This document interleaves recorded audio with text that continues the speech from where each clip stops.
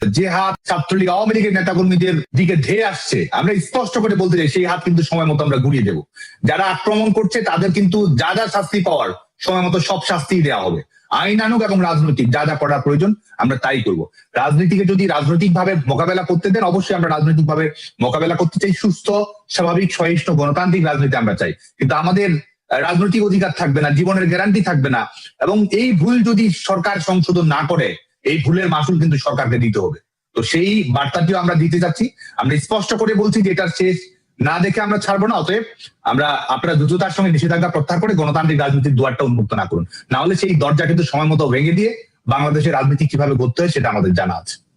আইন শৃঙ্খলা রক্ষাকারী বাহিনী নিয়ে আমরা যেটা মনে করি সেটা হচ্ছে যে আইন শৃঙ্খলা রক্ষাকারী বাহিনীর মেরুদণ্ডই তো বাংলাদেশে ভেঙে দেওয়া হয়েছে। যখন থানাগুলোতে আক্রমণ চালানো হয়, লুট করা হয়, পিটিয়ে একেবারে আগুন দিয়ে যখন পুড়িয়ে মারা হয়, তখন কিন্তু এই আইন শৃঙ্খলা রক্ষাকারী বাহিনী যে বাংলাদেশের আইন শৃঙ্খলা রক্ষাকারী বাহিনী সেটার ভিত্তির উপরই তো আক্রমণ পরিচালনা করা হয়। এবং পরবর্তীতে এই আইন শৃঙ্খলা রক্ষাকারী বাহিনীকে রাজনৈতিক দলের এজেন্ডা বাস্তবায়নের হাতিয়ারে সম্পূর্ণভাবে পরিণত করা হয়েছে, যে কারণে বাংলাদেশের আইন শৃঙ্খলা নিয়ে পুলিশকে তারা নিয়োজিত করছে না, আওয়ামী লীগকে দমন পীড়ন নিধনের কাজে তারা ব্যবহার করছে। আমরা আইন শৃঙ্খলা রক্ষাকারী বাহিনী, পুলিশ সহ সবার কাছে সুস্পষ্ট বার্তাটা দিতে চাই যে আপনারা অপরাধ দমন করুন, কিন্তু রাজনীতিকে মিছিল করা তো বাংলাদেশের আইন অনুযায়ী, সংবিধান অনুযায়ী কোনো অপরাধ না।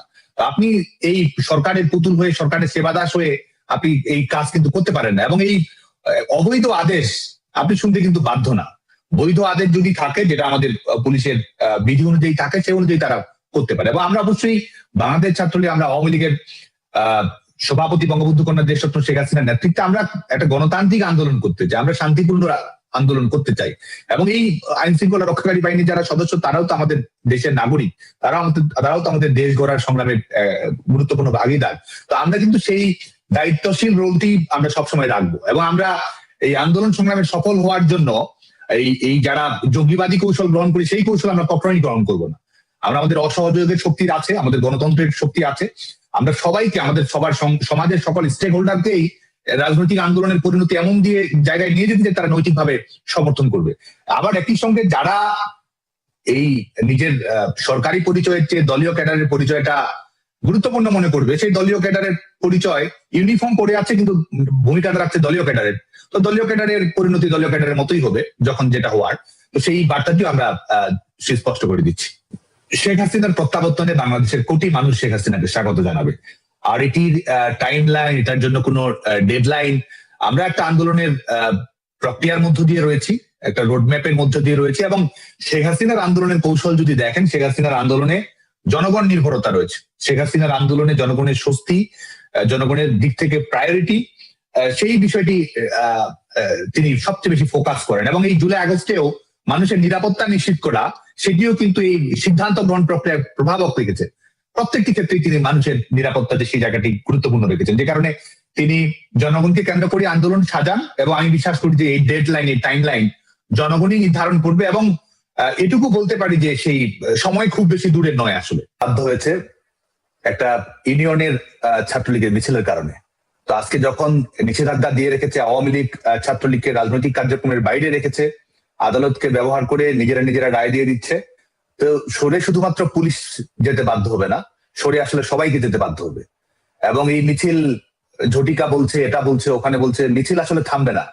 এবং যদি যে প্রক্রিয়া অব্যাহত রাখা হয়েছে, এই প্রক্রিয়া যদি অব্যাহত রাখা হয়, মিছিল শেষ পর্যন্ত সচিবালয়েও চলে যাবে, মিছিল নির্বাচন কমিশনেও চলে যাবে, মিছিল সরকারি বাসভবনেও চলে যাবে। অতএব আমরা যেটা মনে করি যে একটা অন্তর্ভুক্তিমূলক গণতান্ত্রিক রাজনৈতিক প্রক্রিয়া সরকারকে দ্রুত শুরু করতে হবে। আরেকটি হচ্ছে যে স্বাভাবিকভাবেই 5 বারের সফল প্রধানমন্ত্রী, আওয়ামী লীগ সভাপতি বঙ্গবন্ধু কন্যা দেশরত্ন শেখ হাসিনাকে কেন্দ্র করে মানুষের মধ্যে আবেগ রয়েছে। এবং এটা শুধুমাত্র একটা দলীয় গণ্ডির মধ্যে সীমাবদ্ধ আমি সেটা মনে করি না।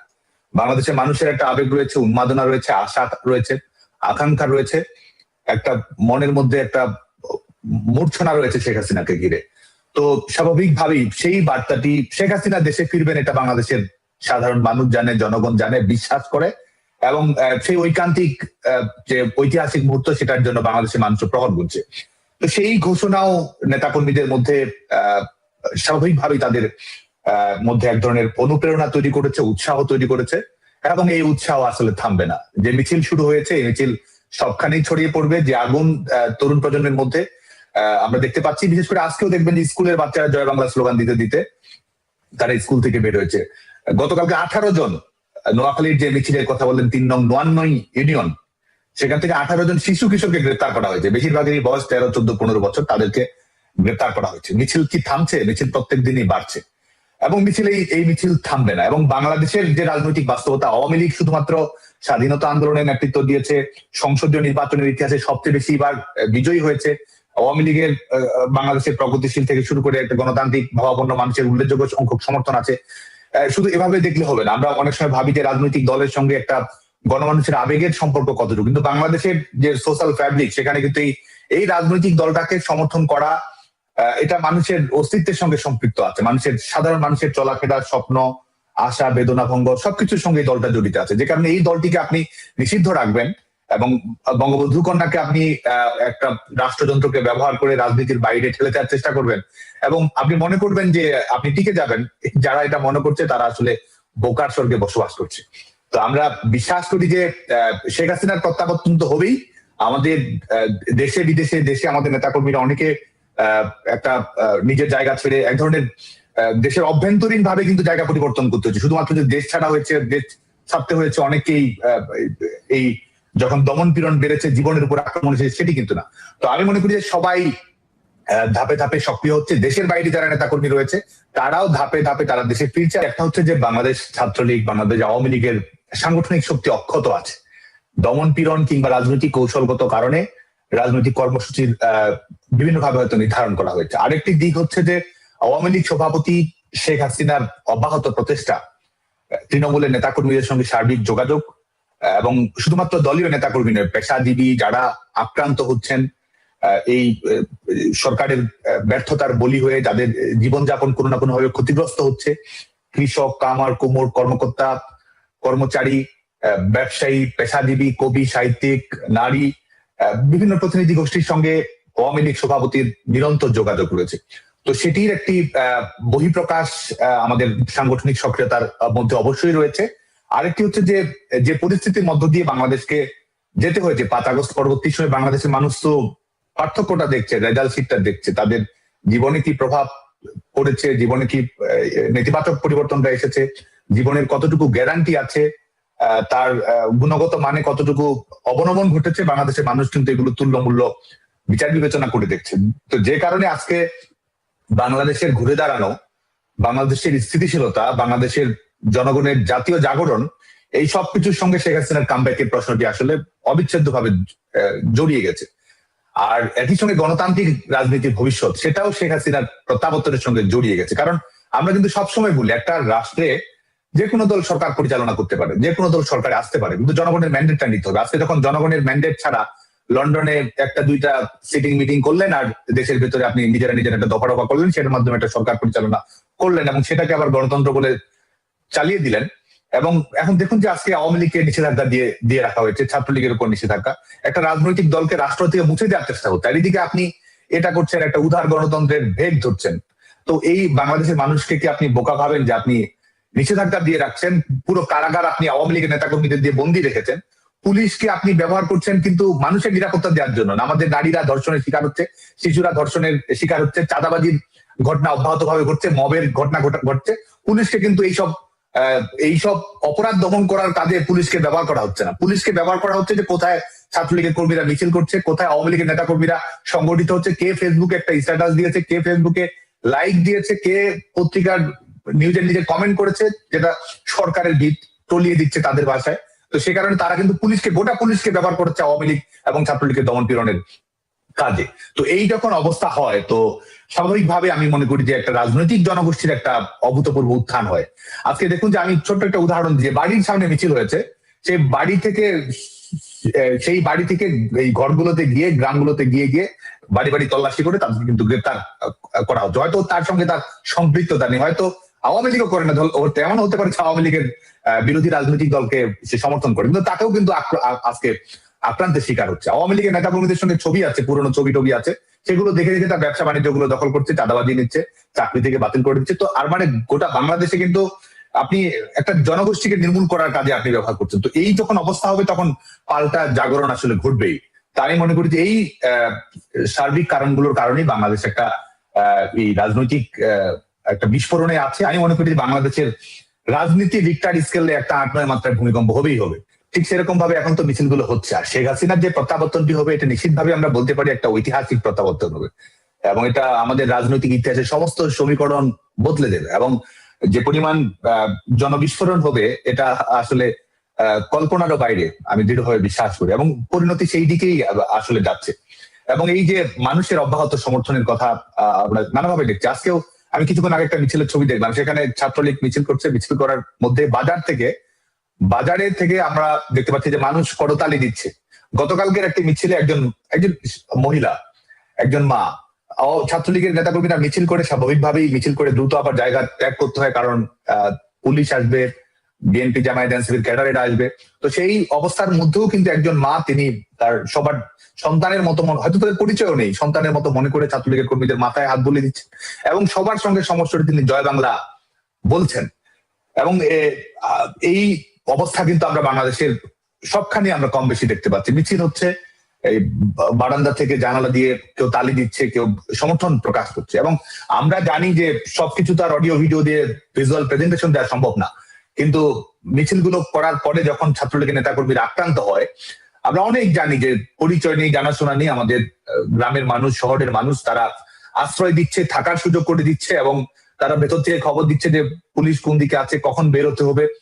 সব ধরনের সহযোগিতা বাংলাদেশের মানুষের কাছ থেকে কিন্তু আমাদের আওয়ামী লীগের নেতাকর্মীরা, ছাত্রলীগের নেতাকর্মীরা সবাই পাচ্ছে। এবং এটা আমি স্পষ্ট করে বলছি যে এরা সমর্থক কর্মী কোনো কিছুই নয়, সাধারণ মানুষ। বিশেষ করে আমি মনে করি যে শেখ হাসিনার প্রতি ভালোবাসার কারণেও, মুক্তিযুদ্ধের প্রতি ভালোবাসার কারণেও, এবং জয় বাংলার প্রতি মানুষের একটা স্বতঃস্ফূর্ত উন্মাদনা আছে, সেটার কারণে বিগত সরকারের সময়, বিশেষ করে অন্তর্বর্তী সরকারের সময় আমরা দেখেছি যে সরকারের সাথে ধর্মভিত্তিক রাজনৈতিক দলগুলোর এক নিয়মিত কথাবার্তা, আলোচনা এবং বিভিন্ন বিষয় নিয়ে বিতর্ক, যদি আমি বলি যুক্তিতর্ক, সেগুলি আসলে বজায় ছিল। নানানভাবে আমরা দেখেছি যে ইসলামপন্থীদের সক্রিয়তা ছিল অনেক বেশি। আবার আমরা তৌহিদি জনতা নামে একটি গোষ্ঠীরও উদ্ভব সে সময় দেখেছি। তবে জাতীয় নির্বাচন থেকে ইসলামপন্থী রাজনীতিতে নতুন বিভাজন তৈরি হয়। আবার সামাজিক বিভিন্ন অপরাধ প্রবণতাকে কেন্দ্র করে নতুন ধরনের একটি কথা সব জায়গায় আলোচনায় আসে যে আমাদের আইন ব্যবস্থার একটি সংস্কার করা প্রয়োজন কিনা। সময়ের সাথে সাথে হয়তো ষড়যন্ত্রকারীদের রূপ, রং, চেহারা হয়তো পাল্টেছে, কিন্তু চরিত্র ভিন্ন, একদমই পাল্টায়নি। তাদের চরিত্র বিন্দুমাত্র পাল্টায়নি। সম্মানিত উপস্থিতি, বাংলাদেশ কিন্তু হঠাৎ করে সাগরের বুকে ভেসে ওঠা কোনো ভূখণ্ড নয়। এখানে সকল বক্তা বলেছেন, যারা আলোচনা করেছেন, আলোচকবৃন্দ সকলেই বলেছেন, লাখো শহীদের আত্মত্যাগ আর অসংখ্য মা বোনের সম্মানের বিনিময়, সম্ভ্রমের বিনিময় বাংলাদেশ নামক এই ভূখণ্ডটি আমরা অর্জন করেছি, এই স্বাধীনতাটি আমরা অর্জন করেছি। স্বাধীনতা এবং মুক্তিযুদ্ধের সেই গৌরবময় ইতিহাস নিয়ে রচিত হয়েছে অসংখ্য গল্প, কবিতা, বই রচিত হয়েছে। অনেকেই হয়তো জানেন, স্বাধীনতা এবং মুক্তিযুদ্ধের পূর্বাপর ঘটনা বলে নিয়ে স্বাধীনতার ঘোষক, বাংলাদেশের স্বাধীনতার ঘোষক শহীদ রাষ্ট্রপতি জিয়াউর রহমানের নিজের লেখা কিন্তু একটি প্রবন্ধ রয়েছে, এবং সেটির নাম একটি জাতি জন্ম। এই নিবন্ধনটি বা প্রবন্ধটি আমাদের স্বাধীনতা এবং মুক্তিযুদ্ধের ইতিহাসের একটি অনন্য দলিল। সম্মানিত উপস্থিতি, পতিত পলাতক একটি চক্র শুধুমাত্র নিজেদের হীন দলীয় স্বার্থে বাংলাদেশের স্বাধীনতা এবং মুক্তিযুদ্ধের ইতিহাসের বিকৃতি ঘটিয়েছিল। স্বাধীনতা এবং মুক্তিযুদ্ধের ইতিহাসকে চেষ্টা করেছিল, তারা করেও ছিল, অনেক ক্ষেত্রে দলীয় ইতিহাসে তারা পরিণত করেছিল। আর এই অপরামদর্শী অপচেষ্টার কারণেই পরিস্থিতির সুযোগ নিয়ে এখন আবার মুক্তিযুদ্ধের পরাজিত একটি চক্র বিজয়ের নতুন ইতিহাস রচনার অপচেষ্টা তারা করছে। প্রিয় ভাই বোনেরা, পরাজিত চক্রকে মোকাবেলায় প্রতিশোধ, প্রতিহিংসার পরিবর্তে বিজয়ের সফল প্রতিটি মানুষের ঘরে পৌঁছে দেবার জন্য স্বনির্ভর সমৃদ্ধ একটি গণতান্ত্রিক বাংলাদেশ প্রতিষ্ঠাই হোক এবারের বিজয় দিবসে আমাদের অঙ্গীকার। আমি, শুধু আমি না, আমরা সকলে, বিএনপি মনে করে যতদিন পর্যন্ত এই রাষ্ট্রে জনগণের রাজনৈতিক এবং অর্থনৈতিক ক্ষমতায়ন নিশ্চিত করা না যাবে ততদিন পর্যন্ত স্বাধীনতা এবং গণতন্ত্র টেকসই ভিত্তির উপর দাঁড় করানো যাবে না। সম্মানিত উপস্থিতিবৃন্দ, বাংলাদেশের স্বাধীনতা অর্জনের পর থেকে আজ পর্যন্ত যতবার দেশের গণতন্ত্র হুমকির সম্মুখীন হয়েছে আমরা দেখেছি ততবারই দেশের স্বাধীনতা সার্বভৌমত্ব হুমকির সম্মুখীন হয়েছে। 1975 সালের 7ই নভেম্বর কিংবা 2024 সালের 5ই আগস্ট ইতিহাসের প্রতিটি বাঁকে এর সত্যতা কিন্তু প্রমাণিত হয়েছে। কখনোই জনগণকে ক্ষমতাহীন করে রাষ্ট্রযন্ত্র কখনোই ক্ষমতাশীল হয়ে উঠতে পারে না। জনগণকে ক্ষমতাবান করার পূর্ব শর্তই হচ্ছে